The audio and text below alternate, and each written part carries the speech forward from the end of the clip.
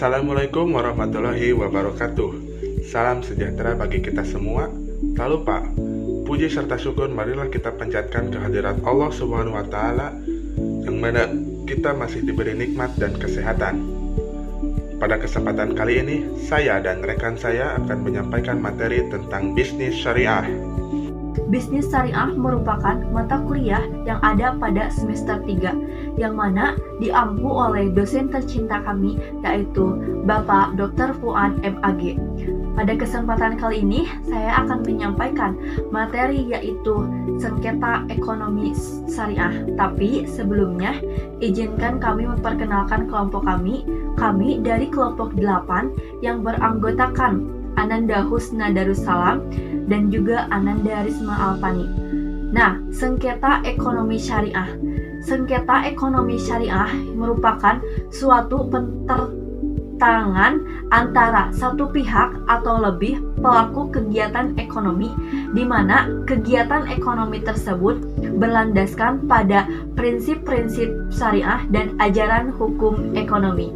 Nah, poin yang kedua yaitu penyebab timbulnya sengketa. Pertama, ada transaksi dunia bisnis termasuk bisnis syariah yang mengandung resiko. Yang kedua, salah satu resiko yang mungkin dan sering terjadi adanya wan prestasi dari partner bisnisnya. Yang ketiga, sekalipun umumnya bisnis itu didasarkan pada hubungan simbiosis, mutualistis, atau kepercayaan, atau juga truth di antara para pihak, namun hal tersebut tidak jarang menimbulkan perselisihan di antara pihak-pihak yang melakukan transaksi bisnis, dan perselisihan tersebut meningkat menjadi konflik atau sengketa. Wan prestasi memiliki definisi, yaitu tidak memenuhi kewajibannya atau terlambat memenuhinya, atau juga memenuhinya tetapi tidak seperti apa yang diperjanjikan. Wan prestasi juga mengakibatkan pihak dirugikan dapat dituntut dari yang wan prestasi hal-hal berikut. Pertama, memiliki pelaksanaan ini sudah terlambat.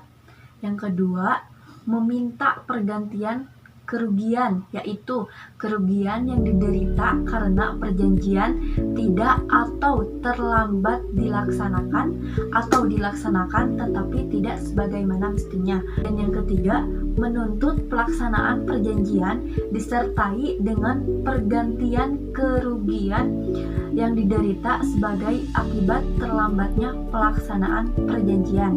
Dan yang terakhir, perjanjian dibatalkan disertai pergantian kerugian. Ya, ada penyelesaian sengketa dalam perspektif Islam.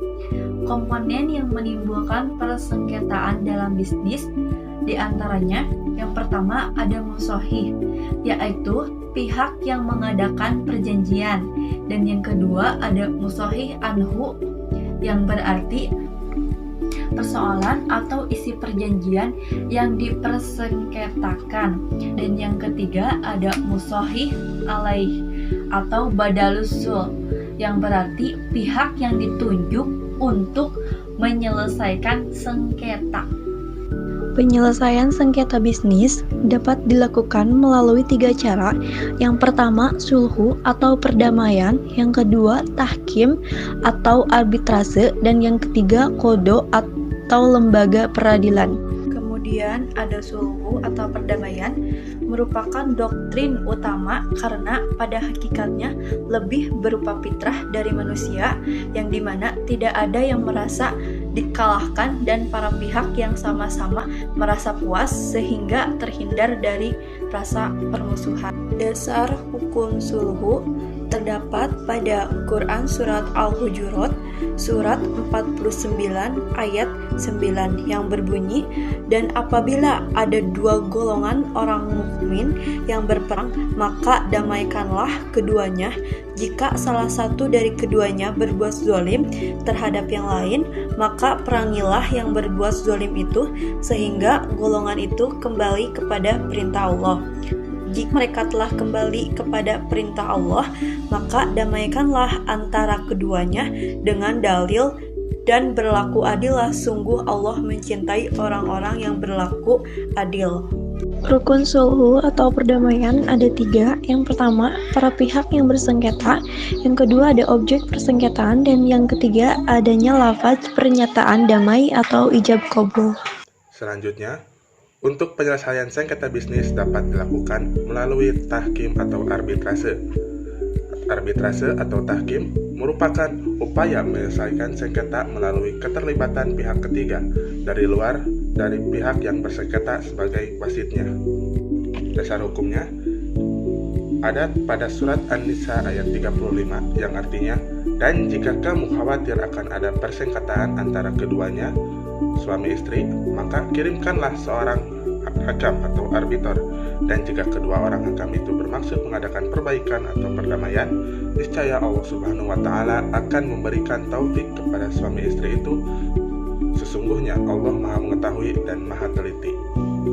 Di Indonesia terdapat lembaga arbitrase Islam, yakni Badan Arbitrase Muamalat Indonesia atau BAMUI, BAMUI, yang merupakan wujud dari arbitrase Islam di Indonesia. Badan Arbitrase Muamalah Indonesia memiliki wewenang dalam menyelesaikan sengketa yang timbul dalam hubungan perdagangan, industri, keuangan, jasa, dan lain-lain, di mana para pihak sepakat secara tertulis untuk menyerahkan penyelesaiannya kepada BAMUI sesuai dengan peraturan prosedur BAMUI. Berikutnya, dalam penyelesaian sengketa syariah juga terdapat qadha atau lembaga peradilan.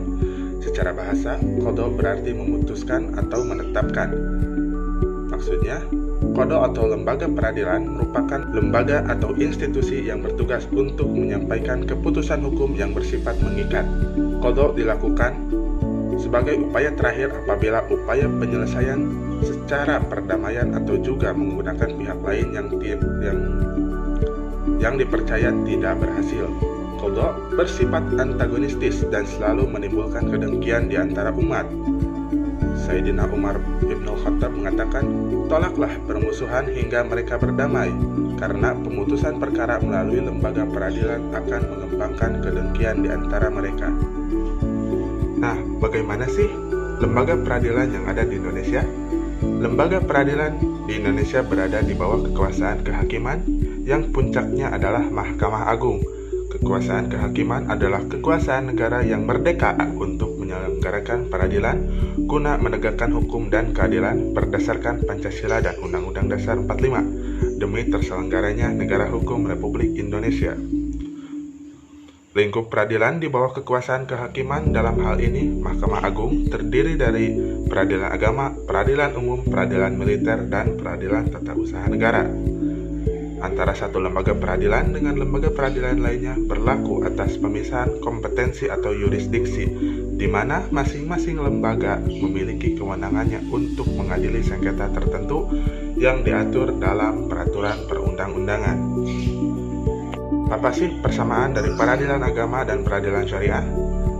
Urusan ekonomi Islam atau bisnis syariah masuk dalam lingkup jurisdiksi peradilan agama selain dari urusan perkawinan, waris, wasiat, hibah, wakaf, zakat, infak, dan sedekah, yaitu terdapat dalam Undang-Undang Nomor 3 Tahun 2006 Pasal 49 Ayat 1. Salah satu sumber hukum untuk memutus perkara oleh hakim merujuk kepada kompilasi hukum ekonomi syariah, yaitu Peraturan Mahkamah Agung Republik Indonesia Nomor 2 Tahun 2008. Kompilasi Hukum Ekonomi Syariah atau KHES merupakan bentuk dari positivasi ketentuan fiqh muamalah yang diharapkan mampu memberikan sandaran hukum yang lebih sesuai dengan kontrak syariah. Kemudian apa bedanya? Arbitrase atau lembaga peradilan. Sidang arbitrase dilaksanakan sederhana dalam satu tingkat. Tingkat pertama sekaligus terakhir dalam suasana kekeluargaan dan dalam kerangka memelihara silaturahim serta ukhuwah Islamiyah. Sidang arbitrase dilaksanakan secara tertutup, tidak terbuka sebagaimana sidang di lembaga peradilan, sehingga para pihak yang bersengketa dan materi sengketanya tidak diketahui oleh masyarakat luas. Pengungkapan secara terbuka baik sengketa pribadi maupun sengketa perusahaan dapat menjatuhkan baik martabat, harga diri, dan kehormatan pribadi maupun citra atau kinerja perusahaan. Sidang arbitrase dilaksanakan lebih cepat dibandingkan dengan lembaga peradilan. Putusan arbitrase bersifat final dan mengikat, tidak ada banding dan kasasi. Putusan arbitrase mempunyai kekuatan eksekutorial, di mana apabila tidak dilaksanakan dengan sukarela, maka eksekusi putusannya dilaksanakan dengan perintah ketua pengadilan atas permintaan salah satu pihak. Demikian pemaparan materi tentang penyelesaian sengketa ekonomi syariah kali ini. Semoga bermanfaat dan dapat menambah wawasan. Dari kami dicukupkan sekian, lebih dan kurangnya mohon dimaafkan. Wassalamualaikum warahmatullahi wabarakatuh.